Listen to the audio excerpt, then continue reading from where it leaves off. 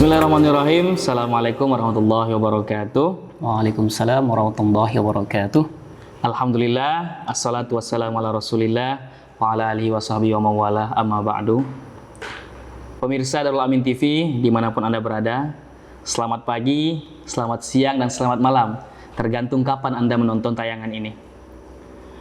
Alhamdulillah, seperti yang antum-antum lihat sekalian, sekarang kita memiliki satu tayangan acara baru, yaitu podcast seriusan, serius bersama santri.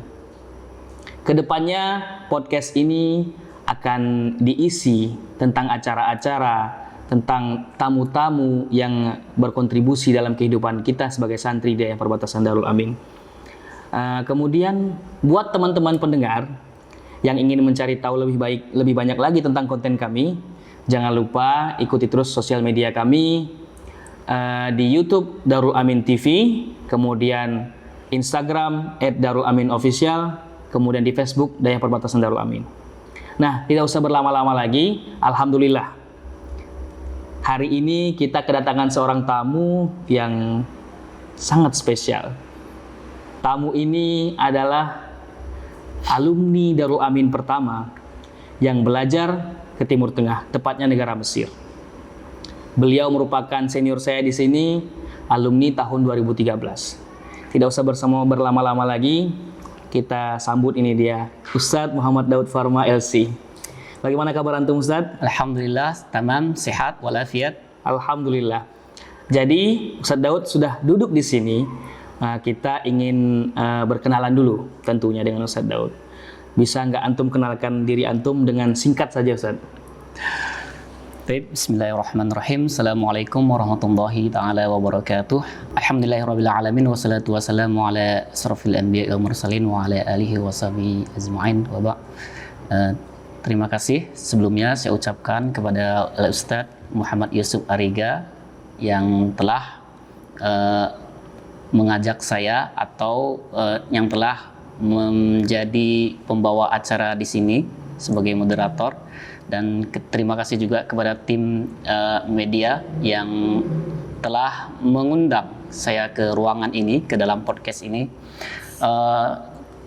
Perkenalkan, nama saya Muhammad Daud Farma, dan alhamdulillah sekarang sudah ada LC, Muhammad Daud Farma LC.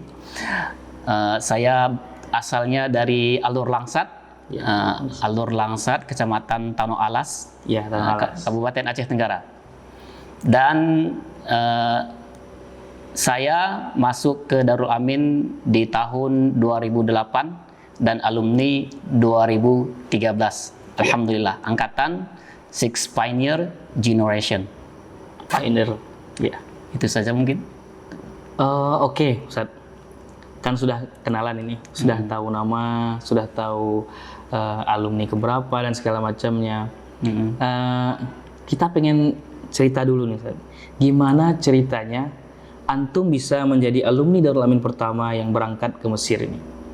Bisa nggak antum ceritakan bagi kami, mungkin dalam cerita antum nanti kami dapat nanti, oh ternyata itu poinnya, bagaimana bisa beliau berangkat ke Timur Tengah dan menjadi motivator tentunya buat adik-adik di sini. Jadi bisa nggak Ustadz Daud ceritakan pengalaman, maksudnya ya dulu dari SD-nya, kemudian melanjutkan sekolahnya bagaimana? Silahkan Ustadz Daud. Mungkin ini kalau dicerita dari panjang SD mungkin terlalu panjang, nggak apa-apa ya? Nggak apa-apa, nah, punya banyak waktu. Oke, baik. Sebelumnya saya lahir di Desa Alur Langsat tahun 1994, 1 Oktober 1994. Ayah saya bernama Abdul Aziz memberi saya hanya nama Daud saja.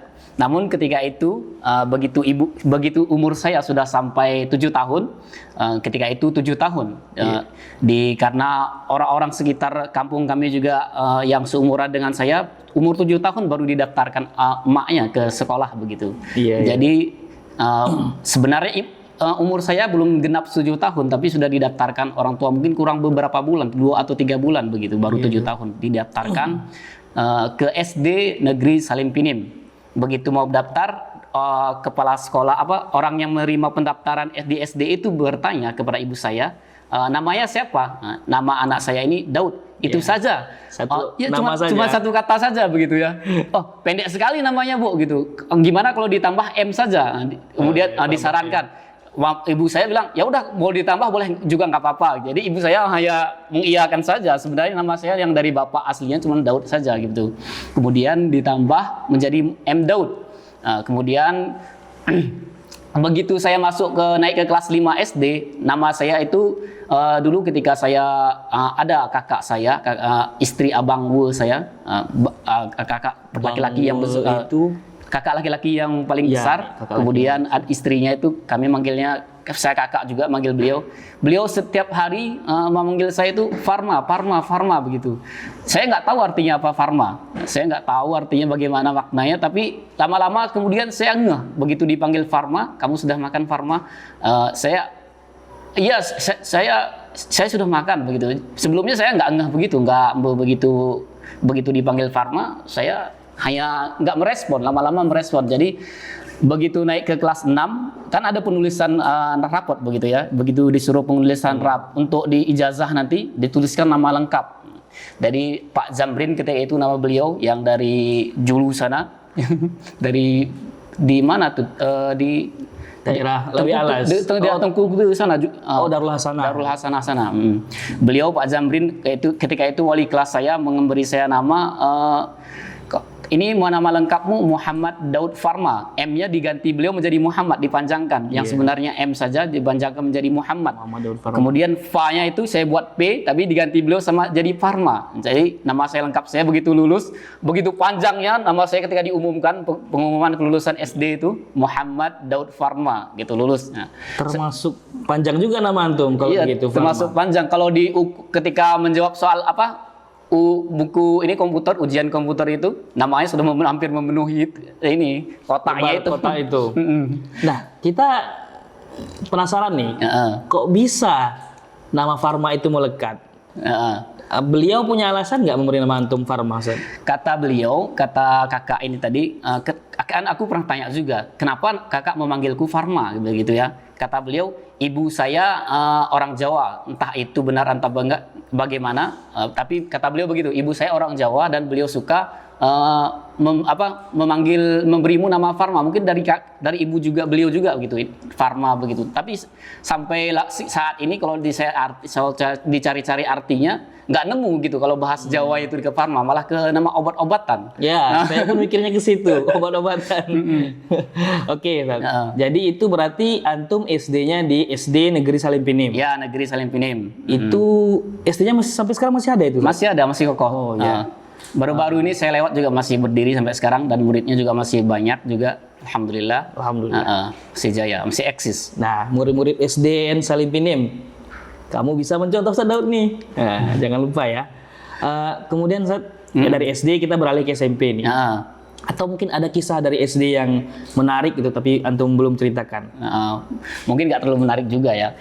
Setelah SD itu, begitu lulus, saya begitu SD dulu, saya ingin sekali masuk pesantren. Kenapa saya ingin sekali masuk pesantren? Karena pertama, abang saya yang nomor 3 itu, begitu dia lulus SMP, dimasukkan ke pesantren Samalanga. Dan ibu saya menangis begitu sedihnya dia ditinggal oleh abang saya itu, sehingga saya ada iri hati juga. Saya juga ingin pergi dan ingin ditangisi juga begitu kan. Tentu ada dong rasa iri gitu kan. Ada rasa cemburu. Oh, ibu saya kok segitu nangisnya begitu ya. Itu alasan pertama. Alasan keduanya karena waktu SD saya sudah menggembala lembu. Begitu banyaknya lembu-lembu yang saya gembalakan itu, saya pergi pulang sekolah jam 12 siang, sampai di rumah makan sebentar, kadang tidak ada makan juga, langsung pergi saja mengeluarkan lembu dari kandang-kandangnya. Ada lembu saya dulu 18 ekor, dan saya mengembala sendirian. Sebelum abang saya yang nomor 3 ini masuk pesantren, kami berdua begitu ya. Begitu dia sudah masuk pesantren, saya yang sendiri. Jadi tugas antum sendiri. Jadi tugas saya sendiri mengawal lembu itu dari jam 1 siang sampai jam 5 sore atau jam 6, bahkan jam 6 sore, bahkan jam 7 maghrib di padang rumput. Itu antum dari umur berapa itu? Dari umur kira-kira saya kelas 4 SD saya sudah mengembala sendirian. Dari 4 SD sudah mengembala. Dari kelas seperti cerita Ar-Ra'i wa Dhi'bu ini. Ayo. Oke, silakan lanjutkan. Jadi begitu selesai kemudian begitu lulus SD, sapi-sapi yang digembala tadi. Kemudian kami istilahnya bukan sapi pribadi, jadi istilahnya kami ngambilnya dari toke. Dari toke itu datang ke kampung, orang tua yang jemput ke kota, dibawalah sapi itu. Dari kesepakatannya nanti kalau misalkan dia punya anak 2, satu untuk kami dan satu untuk yang punya sapi itu, yang punya lembu kami bilang. Iya. Jadi ketika itu begitu saya mau lulus SD, lembu-lembu itu dikembalikan ke tempatnya, dibagi hasil. Kemudian saya ingin sekali, saya tuntut, aku ingin masuk pesantren, masukkan aku pesantren gitu. Alasannya karena sudah lelah di kampung, sudah diajak kerja. Selain kalau nggak menggembala pasti sudah kerja di sawah. Itu alasannya. Bosan menggembala ini ya. Sudah bosan menggembala dan sudah lelah juga. Kalau libur pasti diajak ke kebun, diajak ke sawah Atau menggembala. Pasti itu. Kemudian setelah lembu-lembu tadi dikembalikan bagi hasil, dan hasilnya itu dijual lah dan dibelikan sebagian ke sawah, sebagian membeli kereta Supra X ketika itu. Ayah saya pergi ke Medan dan saya belum dipenuhi untuk masuk ke pesantren dengan alasan karena abang saya yang nomor 3 ini masih di pesantren Samalanga juga dan dia ketika itu belum lulus. Jadi sehingga saya harus sabar dulu, harus menunggu dulu. Dan kemudian setelah karena saya ini orang tua tidak mampu, jadi sehingga saya dimasukkan ke tempat SMP yang dimana SMP itu adalah pertama kalinya dibuka di SD itu, di SD Negeri Salim Pinim itu, yang ketika itu nama SMP-nya masih SMP Negeri 1 Atap. Dan saya adalah angkatan pertama seharusnya kalau saya lulus SMP di situ. Berarti generasi pionir memang. Pionir ya. Bang pencetus. Memang betul. Sudah dari SD-nya ya, dari SMP ya. Oke, kemudian menarik. Begitu kan orang tua saya pergi nih setelah jual lembu tadi semuanya, orang tua sebagian hasil lembu itu dijual, orang tua pergi ke Medan dengan bambu saya ketika itu. Kemudian dibelikan Supra X yang masih baru tapi second, sudah dipakai sebenarnya kereta itu. Tapi bersurat dibeli ke Medan. Begitu baru seminggu bawa ke rumah, 1 minggu kemudian di bulan Agustus ketika itu kalau tidak salah.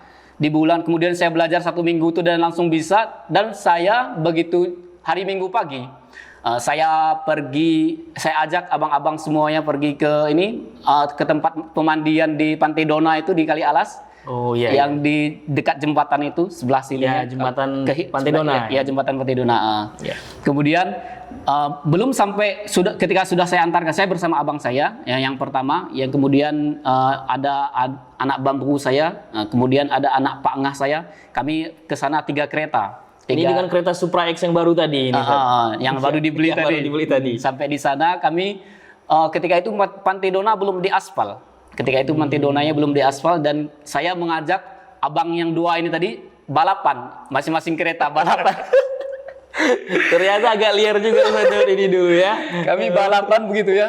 Begitu pergi, ini mulai startnya dari awal jembatan ini, kemudian finishnya nanti di Lapter sana, di Lawi Kinga itu, di jembatannya itu. Dari sini di start gitu balap, dan begitu pergi saya ketinggalan jauh karena saya belum mahir, dan abang-abang 2 ini sudah mahir duluan bawa keretanya ketika itu. Kemudian begitu pulangnya saya nggak mau ketinggalan lagi dong, saya pengennya saya yang duluan kan gitu. Begitu saya gas, saya lebih duluan. Begitu mau sampai ke jembatan Pantai Dona itu terpleset bannya, saya jatuh berbolak-balik sampai bermeter-meter dan saya pingsan, gigi saya patah, ada 3 gigi saya patah, kemudian bibir atas dijahit 4, di bawah juga dijahit 4 jahitan. Masya Allah. Itu hasil dari balapan tadi. Hasil dari balapan tadi sampai sekarang masih berbekas. Saya digotong gitu, dibawa di kereta ke puskesmas atau ke rumah sakit di Titimas itu. Saya pingsan berhari-hari sehingga saya tidak lagi melanjutkan SMP di situ karena malu. Karena malu dengan keadaan saya yang sekarang, dan kawan-kawan juga saya ada yang menjenguk begitu. Kemudian saya bilang ke mama saya, ke ibu saya, dan mama saya menyampaikan ke ayah saya, "Mak, aku nggak mau lagi lanjut di situ. Aku maunya masuk pesantren, dan memang itu permintaanku dari dulu, pengen masuk pesantren. Dan pesantrennya itu harus di luar daerah. Saya ingin jauh juga. Saya ingin ditangisi juga. Saya ingin jauh juga seperti abang saya gitu kan." Ya, cemburu tadi ini. Cemburu tadi istilahnya. Oke gitu kan, karena nggak mau lagi di situ dan orang tua khawatir anaknya kalau nggak sekolah nanti bagaimana, masa depannya gimana, ini itu segala macam pengaruh lingkungan. Akhirnya saya ditempahkan ayah peti begitu di tempat tukang kayu karena tidak mampu membeli lemari, ditempahkan di petinya di tukang kayu dan ukurannya mungkin segini ya. Dan tingginya tuh segini. Disitulah pakaian-pakaian saya dibawa untuk pakaian. Untuk pakaian. Dan ayah saya ngomong karena ayah saya ketika itu adalah penderes karet, dan beliau ngomong ke abang, kami manggil abang ke tokeh karet itu, coba carikan panti asuhan, bukan pesantren, panti asuhan. Oh, berarti nggak langsung ke Darul Amin? Nggak langsung ke Darul Amin, nggak langsung ke Darul Amin ketika itu tujuannya. Pusat panti asuhan di mana kalau boleh tahu? Panti asuhan juga pesantren ya. Oh, pesantren juga. Pesantren. Tapi kita sebut panti asuhan karena emang arahnya ke panti asuhan ini. Iya. Jadi di sana kami sampai ke Medan, abang itu duluan, kemudian saya ketika itu pertama kali pergi ke Medan di tahun 2007 ketika itu. 2007 kami naik mobil BTN membawa peti. Kami sampai di BTN menunggu bang itu, abang Volan namanya, kita tidak sebutkan nama ya. Iya. Bang Volan. Kemudian kami telepon beliau, kami sudah sampai di tempat, lalu kami keliling-keliling panti asuhan. Kata pemilik panti asuhan yang di situ, kata pengasuhannya, kami sudah lama menunggu pendaftaran di bulan Juni kemarin, sedangkan ini kamu datangnya ketika bulan November ketika itu. Kalau nggak saya bulan Agustus apa Oktober begitulah. Berarti ceritanya pendaftaran udah tutup ini. Udah tutup pendaftarannya. Jadi sudah ini orang-orang sudah mulai sejak dulu dan mereka tidak menerima pendaftaran santri baru lagi ya. Setelah itu karena sudah bahkan ada satu lagi, kami keliling-keliling ada 4 panti asuhan kalau tidak salah ketika itu, dan semuanya tidak menerima. Kalau misalkan diterima mungkin saya sudah di panti asuhan itu. Berarti ketika nggak diterima panti asuhan itu, antum barulah ke Darul Amin? Belum masih. Oh, belum lagi. Mana lagi itu, Ustaz? Masih cari lagi. Oh. Dulu ketika SD saya bilang ke teman saya bahwasannya saya ingin sekali ke Besilam, yaitu di Tanjung Marwah sana, bukan Tanjung Marwah, di mana? Daerah Besilam lah. Iya, Besilam di gitu. Medan lah. Dekat Barus kalau nggak salah. Mungkin ya, di situ. Yang tempat-tempat orang suluk itu. Di situ juga ada pesantren. Kalau nggak salah dulu ada guru kita di sini di Darul Amin ini, dulu Ustadz Safrizal Eskom kalau tidak salah. Beliau dari sana juga pesantrennya. Saya bilang ke teman-teman SD saya begitu perkenalan, maju ke depan begitu disuruh bapak gitu kan. Kamu nanti lanjut kemana gitu? Saya mau ke pesantrennya di mana? Di Medan gitu. Di Medan itu nama pesantrennya apa? Besilam, saya bilang gitu. Padahal bukan itu pesantrennya, itu nama daerahnya. Taunya Besilam saja. Besilam. Gitu. Tahu-taunya kami ke sana, itu tujuan terakhir, dan sampai di situ orang tua menghadap ke pengasuhannya, dijelaskan biaya pendaftaran segala macam sekian juta, dan saya menunggu di depan. Orang tua masuk dengan abang yang tokeh karet ini tadi. Setelah itu saya melihat wajah-wajah orang tua tidak meyakinkan saya bisa sepertinya menetap di sini. Kata orang tua, kenapa ya? Kenapa? Saya manggil orang tua kan bahasa daerahnya awok ya. Kenapa wok gitu? Boleh katanya kamu langsung masuk di sini, tinggal di sini, tapi biayanya itu lumayan beberapa juta gitu dijelaskan. Jadi orang tua merasa tidak mampu begitu ya, tidak mampu langsung masuk hari itu juga boleh, tapi orang tua tidak cukup biaya dibawa ketika saya memasukkan pesantren ini gitu. Tapi dari antum pribadi merasa itu sudah siap masuk di pesantren itu? Saya siap, mau ditempatkan panti asuhan pun saya siap ketika itu. Mau di mana pun pesantrennya saya siap. Apalagi yang Besilam yang favorit antum. Yang memang itu tujuan pertama kali begitu, bukan panti asuhan yang saya tuju ketika itu, karena orang tua saya masih ada gitu loh. Orang tua saya juga kalau kerja mampu aja sebenarnya. Tapi tujuannya ke panti asuhan mungkin biar nggak terlalu memberatkan beliau, karena beliau hanya seorang penderes karet begitu ya. Dan abang saya juga dibiayai beliau yang ada di Samalanga. Lalu karena itu juga tidak mampu, akhirnya dengan sedih hati saya akhirnya balik ke kampung lagi.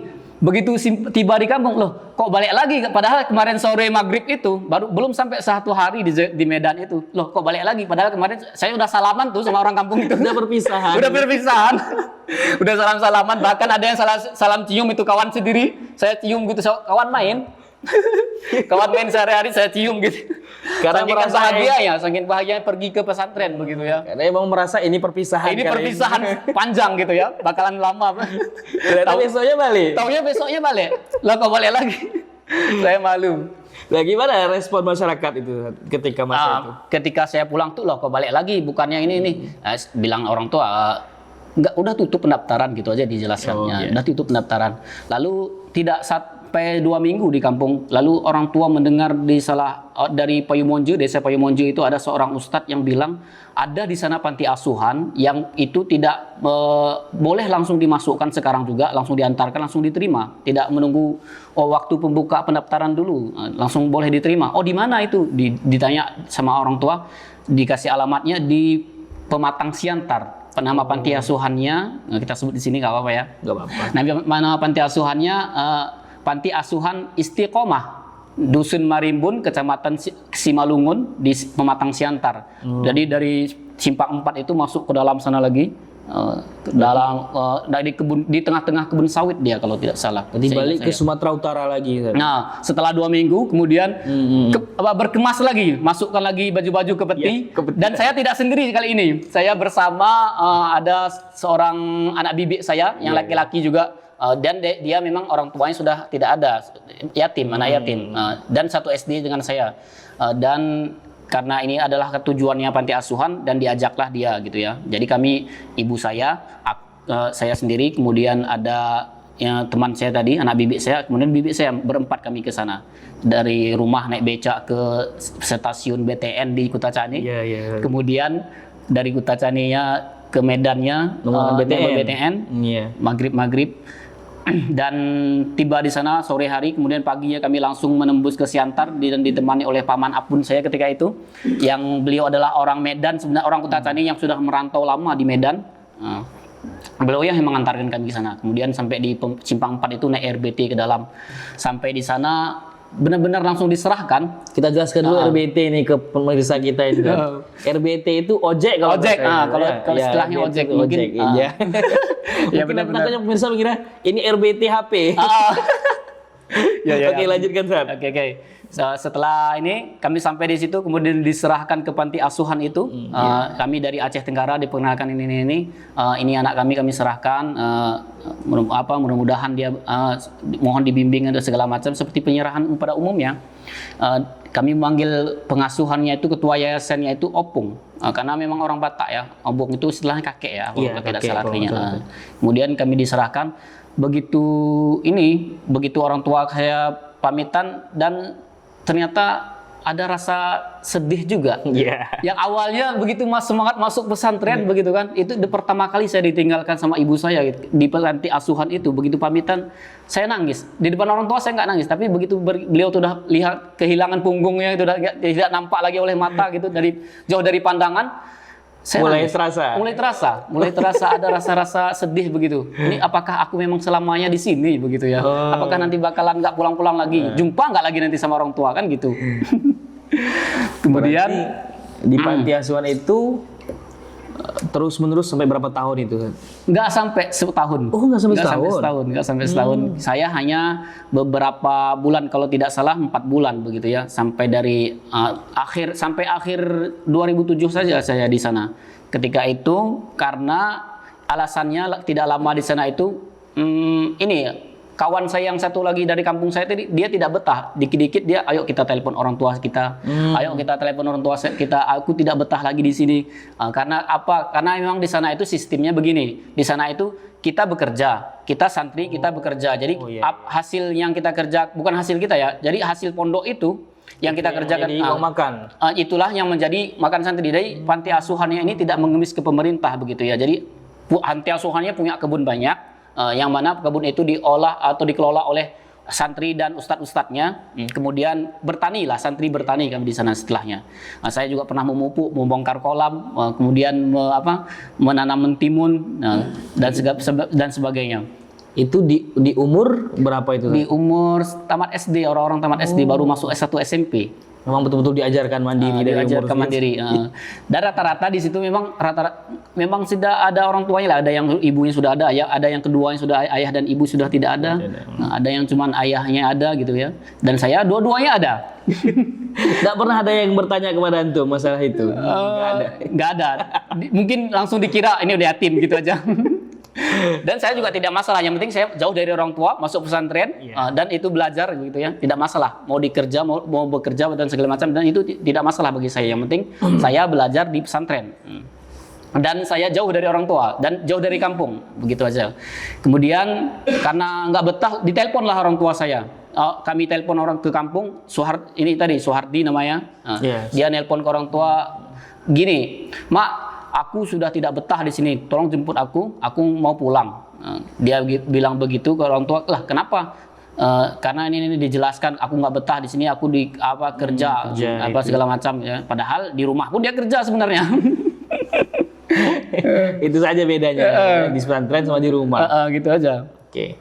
Kita agak maju lebih jauh nih Ustaz ya. Setelah itu kan antum langsung ke Darul Amin nih. Nah, itu gimana ceritanya bisa ke sini? Setelah pulang dari sana tadi, karena sudah tidak betah, kami pulang, dijemput paman saya yang di Medan itu, dijemput, kemudian pulang ke Aceh Tenggara. Begitu pulang dari Aceh Tenggara, tidak sampai 2 minggu di rumah atau 1 minggu bahkan, di awal tahun di tahun 2008 di bulan Januari, orang tua mendengar ada pondok pesantren di Lawe Pakam.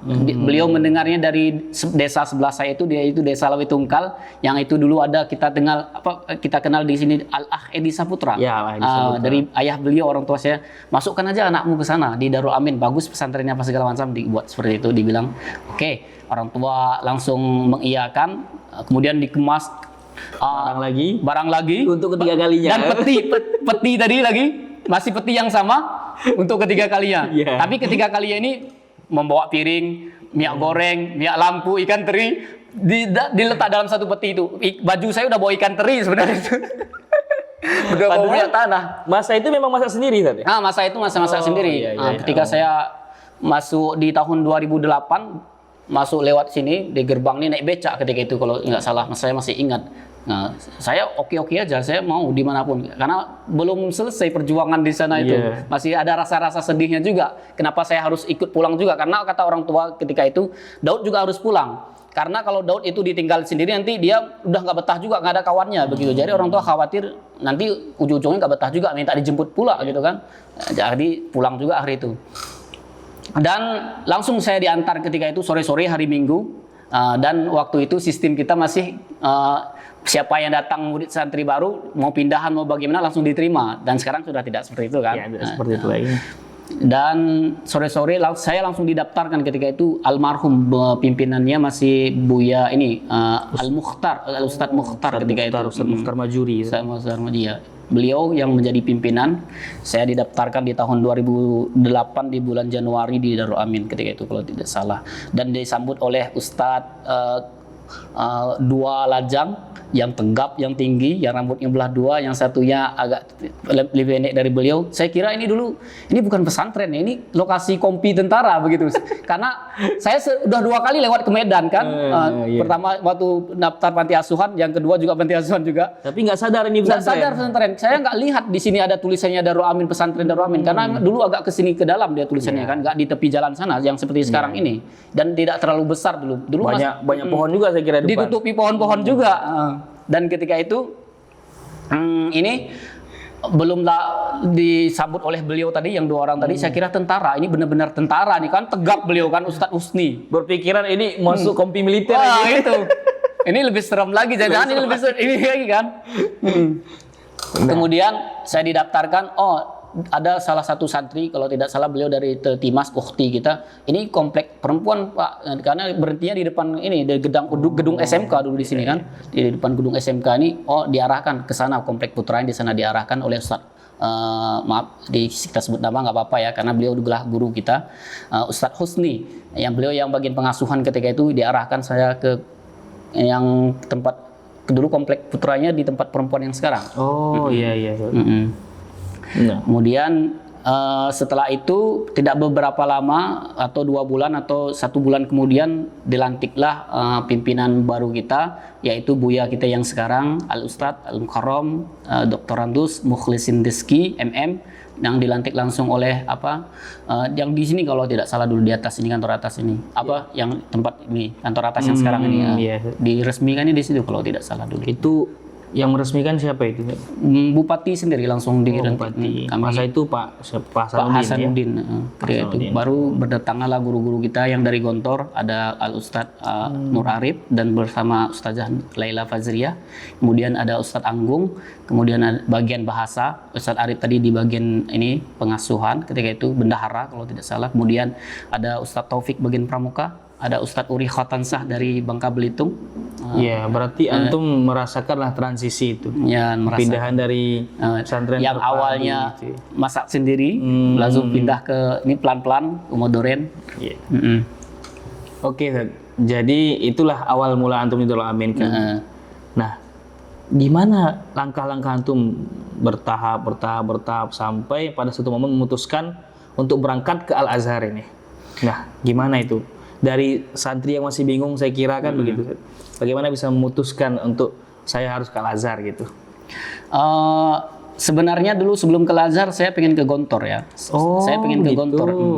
Begitu selesai karena guru-guru kita dari Gontor ini menunjukkan bahwa beliau adalah dari Gontor. Kemudian saya kagum sekali ya. dengan pergerakan keikhlasan beliau, begitu kegigihan mereka di sini. Beliau-beliau di sini itu tersentuh. Iya. Termasuk saya paling tersentuh itu adalah bagaimana wali kelas mengayomi, mengajak muajah, itu manfaat sekali bagi saya ketika itu, dan saya banyak mengambil istifadah ketika itu dari muajah. Bukan hanya pelajaran di kelas, ada belajar tambahan. Kalau di sini kita menyebutnya di sini apa? Muajah ya. Muajah malam. Muajah malam. Dari situ itu benar-benar terasa sekali sebenarnya. Dan sosok wali kelas lah yang membuat saya pengen ke Gontor juga. Saya ingin belajar ke Gontor setelah menamatkan kelas 3 KMI di sini. Namun ketika itu begitu saya pulang ke kampung ke Alur Langsat, orang tua bilang, "Ibu, kenapa kamu ingin pindah lagi? Biarlah di situ saja. Nah, karena kamu sudah beberapa kali pindah sekolah. Nanti ibarat menanam pokok pisang. Kalau sering dipindahkan, nanti bisa-bisa nggak berbuah gitu. Nggak berbuah, kemudian bahkan mati. Iya. Gitu, kata orang tua begitu ya. Akhirnya dan selain itu memang orang tua beralasan biayanya ke sana juga mahal, nggak mampu kami apa segala macam gitu kan. Nggak mampu orang tua. Kemudian ya udah saya sami tua tuh gitu kan, saya lanjut di sini di Nidul Amin. Dan begitu ada setelah kita pulang dari penerimaan murid baru itu, ada Buya ngomong di depan santri semuanya. Khutbatul Khutbatul Aras ketika hari kedua kalau tidak salah, Buya kita ngomong gini, kenapa kamu ingin ke Gontor sedangkan Gontor sendiri sudah datang kepada kemari kan gitu. Oh, ya itu sebagai pelipur lara. Oh ya, Gontornya sudah di sini. Kenapa aku menginginkan masih pergi ke Gontor gitu? Sedangkan Gontor sudah dekat di sini, sudah berada di sini begitu. Ketika itu, ya sudah di sini saja. Ya, Gontor udah datang dengan jangkauan lebih dekat, harga lebih murah pun mungkin kan ya. Dan kualitas ya, namanya guru-guru dari Gontor, berarti ya cerminan di Gontor kan begitu. Gontor. Dan saya bismillah di sini lanjut di Darul Amin. Dan sampailah di kelas 6, kita singkat aja sampai di kelas 6. Ketika itu ada ustadz kita yang bilang, ini saya pengabdian setelah tamat kelas 6 di angkatan Six Pioneer Generation di 2013. Kemudian Ustadz Arifin Rito beliau yang mengarahkan, kata beliau, ini ada pendaftaran buka ke Timur Tengah. Ketika itu beliau bilang, coba daftar di Kemenak. Saya cek di Kemenak, kemudian kami daftar, dan ketika itu ada guru pengabdian dari Gontor juga yang sama pengabdian dengan saya di 2013 itu, Angkatan Merah. Berdaftarlah kami berdua dengan beliau yang menyerahkan berkas ke Medan, dan saya menunggu di sini. Kemudian begitu tes seleksinya, kami ke sana berdua. Kami tidur di pesantren Ar-Raudhatul Hasanah. Ini pesantren kita kedua ini, yang mana LP3 di situ juga, FKMD di situ. Pokoknya kalau ke Medan ya pasti ke Raudhatul Hasanah. Dan pengabdiannya juga tidur di kamar pengabdiannya. Dan begitu tes seleksi pertama, ketika itu jumpa dengan almarhum Buya Imron. Karena Buya ini juga lah ketika saya santri, mobil beliau dulu sering dibawa oleh Ustadz almarhum Mukhtar ke sini, Ustadz MT itu. Saya ada foto beliau, mungkin beliau dulu pernah caleg juga, pernah caleg. Almarhum. Saya lihat, LC Saya kagum, saya pengen itu salah satu sosoknya. Selain memang sebelumnya ketika kelas 5 saya sudah membaca novel Ketika Cinta Bertasbih, ayat-ayat cinta. Ini juga salah satu penggugah juga ingin belajar ke negeri piramida, Al-Azhar. Karya-karya Habibur Rahman Al-Shirazi. Saya imajinasinya ikut gitu, nyambung. Dan saya terinspirasi pengen ke Al-Azhar belajar di sana. Bismillah, setiap doa di buku-buku tulis sehari-harian pun memang Mesir Al-Azhar begitu ya, pengen termotivasi. Kemudian begitu pengumuman kelulusan di seleksi tahap pertama, alhamdulillah saya lulus. Dan kawan yang dari Gontor tadi nggak lulus. Dan setiap orang kan ada rezekinya, ada rezeki masing-masing. Jadi antum berangkat itu berarti sekitar tahun berapa itu? 2014. Saya pengabdiannya ya. 2013 sampai 2014, kemudian berangkat ke sana 2014 di bulan Oktober kalau tidak salah. Sebelum berangkat kami ada pembekalan dulu di Rodotul Hasanah karena terlalu lama pembekalannya hingga kami ketinggalan pesawat ketika itu. Iya. Yang seharusnya kami naik Lion Air karena tinggalan pesawat dan harus berangkat di hari itu juga, sehingga dibelikan tiket yang lebih mahal langsung dibelikan hari itu, yaitu naik Garuda, diganti dengan Garuda. Di-upgrade tiketnya. Di-upgrade tiketnya. Tapi pakai uang Rodotul Hasanah dulu, nanti diganti orang tua begitu. Sampai di Jakarta malam maghrib, kemudian paginya langsung terbang ke Kairo. Dari Medan langsung ke Jakarta. Ke Jakarta. Dan seleksi pertamanya sebelumnya sudah pernah ke Jakarta juga, yaitu dibawa oleh ustadz kita Muhammad Nizar Affa. Dan saya menginap di rumah beliau. Ujian tahap keduanya dulu itu di UIN Jakarta itu. UIN Syarif di Jakarta. Dan saya jumpa juga dengan salah satu alumni dari Darul Azhar, yaitu Ustadz Mustafa itu. Kami jumpa tiba-tiba setelah salat maghrib, di sini juga begitu. Lulus juga dia. Kemudian berarti setelah berangkat antum di perjalanan sampailah ke Mesir gitu kan. Di perjalanan juga ada ini. Oh, ada cerita-cerita unik juga. Jadi saya uangnya sebenarnya paling sedikit dari teman-teman yang lain. Saya cuma membawa $51 ketika itu. $51 ini biaya perjalanan saya dan 1 bulan di sana. Yang lain mungkin bawa $200 minimal itu. $200, ada $300, bahkan ada $1.000 mereka bawa. Dan saya sendiri cuma $51. Ketika transit di Abu Dhabi, kan begitu saya mau masuk ke dalam pesawat nih, mau masuk dalam pesawat menyerahkan where is your boarding pass kan gitu, saya kasih. Kemudian beliau pelontos mukanya, yang pramugaranya nih, mukanya kepalanya botak. Saya bilang ini ditunjukkan, kemudian tiba-tiba ada dari depan ini, dari dalam pesawat kabur, keluar, lari, dikejar oleh pramugara yang botak tadi. Saya bingung, dan boarding pass saya masih di tangan dia gitu. Oh, dibawa lari sama dia. Seharusnya kan dikasih dulu ke saya, baru bisa saya masuk. Akhirnya apa? Saya menunggu kalau botak ini datang dulu baru bisa saya masuk. Dan orang-orang sudah masuk semua nih. Dan pramugaranya belum datang juga. Pramugari ini berkali-kali nanya ke saya, mana boarding pass dengan bahasa Inggrisnya. Saya jelaskan dengan bahasa seadanya ketika itu. Dan dia tidak begitu paham dengan bahasa Inggris. Dan bahasa Inggrisku, akhirnya datang salah satu teman dari dalam saya jelaskan kepadanya, coba kamu jelaskan dengan bahasa Inggris yang lebih fasih mungkin gitu. Kemudian dimengerti oleh pramugarinya. Pramugarinya nelpon kedua keluar ke sana.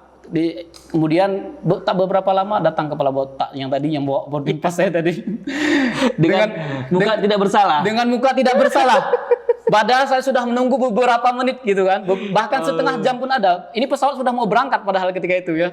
Dan dia tidak mampu membawa orangnya kabur tadi. Nggak tahu kenapa, entah berhasil kabur ke sana dan nggak tahu kita alasannya apa. Berarti banyak sekali cobaan. Banyak sekali cobaan.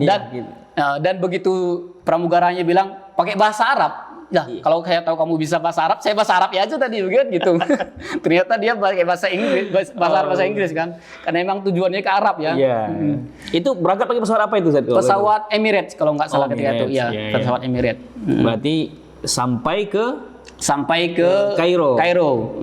Kalau tidak salah jam 5 sore sampai di Kairo, dan tidak langsung keluar bandara ketika itu, tapi ditahan dulu 5 jam karena alasannya yang penjaga imigrasi itu bilang mana surat kalian bahwasannya kalian dinyatakan lulus di Al-Azhar kan gitu. Kami tidak membawa surat itu.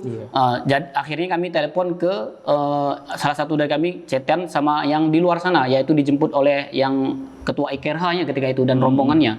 Ketua IKRH-nya nanya-nanya kenapa, kami jelaskan kami nggak bisa karena nggak ada surat dari Al-Azhar secara resmi bahwa kami ini adalah mahasiswa Al-Azhar yang diterima gitu ya. Kemudian orang IKRH ini nelpon ke pihak konsuler dan pihak konsuler datang dengan presiden PPMI ketika itu dan kami dijemput dan dikeluarkan dari bandara sampai di rumah atau di sekretariat IKRH itu sudah pukul 1 malam.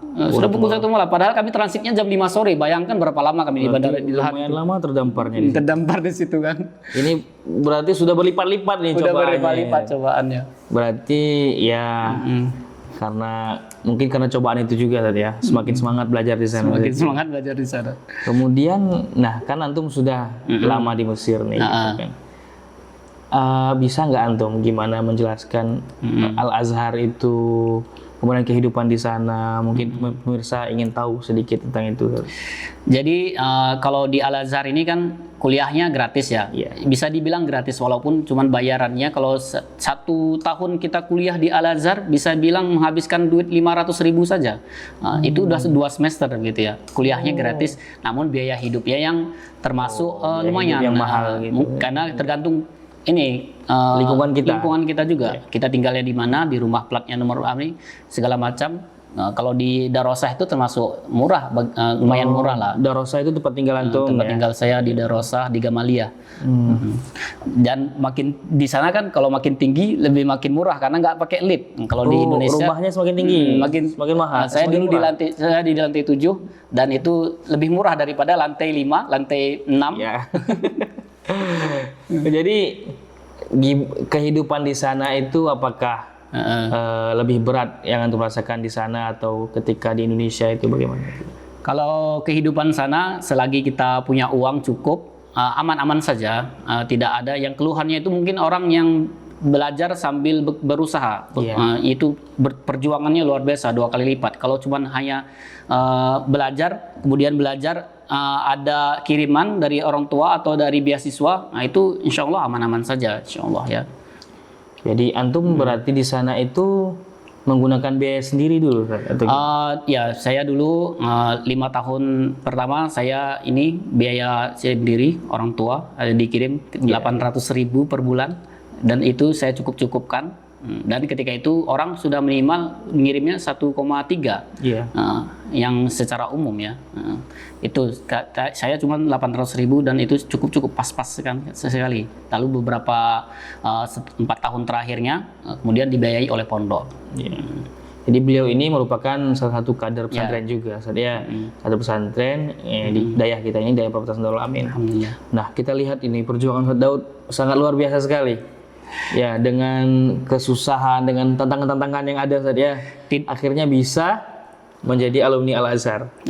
Tidak hanya perjuangan kita pribadi, tapi adalah perjuangan orang tua dan apalagi saya adalah kader dan ini juga perjuangan pondok, perjuangan buya kita terutama, yaitu buya kita Al-Ustadz Mukhlisin Rizki. Kalau bukan karena peran beliau juga, ya kita mungkin tidak bisa bertahan lama seperti yang dibilang beliau. Benar, kita akui itu. Karena memang kita apalagi masa-masa Covid ketika itu kan, kita itu terasa sekali. Kalau tidak ada kiriman dari kampung, apalagi kita udah dari pondok ketika itu, terasa sekali pukulannya itu terasa. Memang perhatian beliau, kepedulian beliau memang sangat luar biasa. Itu yang kita ancungkan jempol sekali ya, kita akui sekali. Belum banyak ada yang membuat kader-kader model kayak gini di pesantren-pesantren lain. Dan ini terutama harusnya di Aceh Tenggara. Di Aceh Tenggara.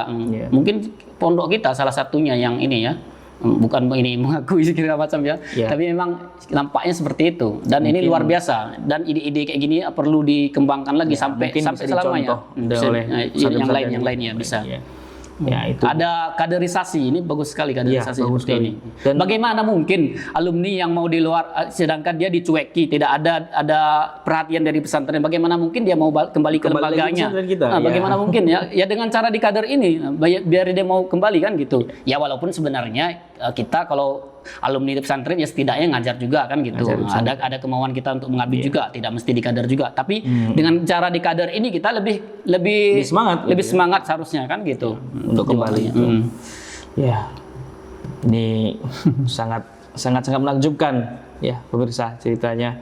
Dari perjuangan yang berpindah-pindah pesantren saja, berpindah-pindah lokasi belajar, sampai akhirnya memantapkan diri di Darul Amin. Kemudian berangkat juga menjadi alumni Darul Amin pertama ke Timur Tengah. Masya Allah. Nah, ini sebagai penutup nih Ustaz Daud. Apa pesan antum buat santri-santri kita nih yang mungkin merasa masih pesimis, masih berat ke Timur Tengah atau gimana gitu, bisa nggak antum sampaikan sih? Saya sering ngomong ketika mereka tanya bagaimana bagaimana di Mesir, saya cerita juga ke santri-santri kita, kalian jangan berkecil hati, kalian jangan putus asa, kalian jangan ingin pindah dari Darul Amin. Apa yang kalian inginkan di Darul Amin ini ada. SDM guru-gurunya sudah terpenuhi, insya Allah, walaupun masih ada mungkin kekurangan kalau dibandingkan dengan pondok yang lain. Dari fasilitas kita sudah lengkap sekali. Kalau dari masalah ini materi-materi kita sudah hampir sama seperti Gontor, sudah mumpuni. Kami dulu ketika angkatan saya seharusnya mahpujot kelas 4 itu kami dapatkan di kelas 4, tapi kami dapatkan di kelas 6. Kan gitu. Yang seharusnya mahpujot kelas 3 kami dapatkan di kelas 3, kami dapatkan di kelas 4. Sekarang sudah tidak seperti itu lagi kan. Sekarang sudah mantap sekali. Makanya ketika begitu pulang ke Darul Amin, ini luar biasa. Sekarang Darul Amin ini maksudnya dari kurikulumnya ini sudah nampak sekali. Ini seragamnya udah benar-benar ngikuti silabus kan gitu. Berarti harus membuat santri semakin semangat. Harusnya semakin semangat dan harusnya semakin percaya diri. Kalau misalkan pengen ke Al-Azhar, ke Mesir, ke Madinah dan ke Timur Tengah, bahkan ke Eropa, harusnya mereka lebih percaya diri, lebih yakin. Materinya lebih kuat sekarang. Lebih kuat sekarang, lebih kuat, dan informasinya pun mungkin mereka lebih dapat daripada kita sebelumnya. Yang sebelumnya kita tidak mungkin ada yang mengarahkan atau bagaimana, tidak begitu banyak. Sekarang kita bisa ada mungkin Ustaz Yusuf yang sekarang juga di sini, yang bisa mengarahkan juga, bahkan dengan bahasa Inggrisnya nanti mungkin dibimbing ke Insyaallah ke Oxford, ke Harvard, kemana segala macam kan bisa saja kan. Banyak jalan menuju Roma. Ya. Itulah ini pesan-pesan dari Ustaz Daud terutama buat santri-santri yang mungkin masih merasa pesimis. Jadi beginilah Ustaz, tak terasa ya waktu kita sudah berjalan hampir setengah jam lebih. Saya pun mungkin terlalu semangat ceritanya, walaupun mungkin tidak begitu menginspirasi juga. Mudah-mudahan bisa dicontoh yang mungkin sekarang masih SD, bagaimana masuk pesantren itu, apakah ini harusnya semangat kan? Iya, kita masuk pesantren itu harusnya semangat. Pengen coba dunia baru kan? Harusnya seperti itu.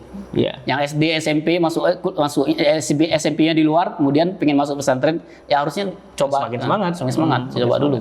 Karena keluar dari zona nyaman kan? Zona nyaman. Nah, jadi itulah pemirsa Darul Amin TV.